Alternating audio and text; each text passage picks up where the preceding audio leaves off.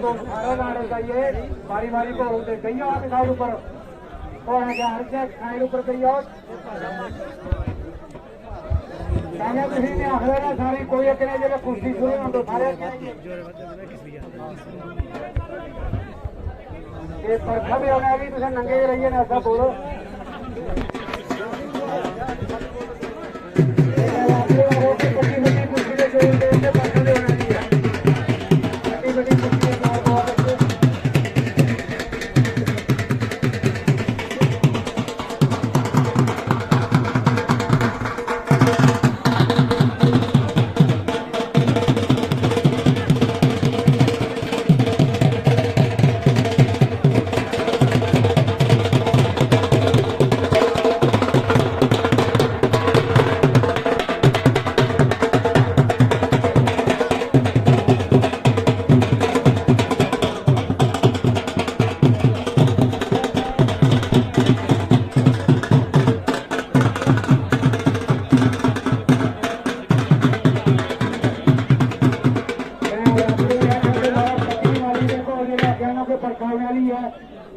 जिन्हें कोई रही है कि वो बाद बच्चे घायल लग्या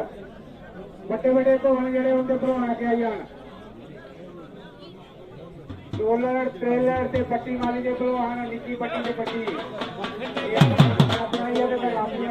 जोर पा बड़ा नजारेदार को है ये पंचारी जे रंगीन सिंह और जिन्हें मिट्टी रेडी है सारे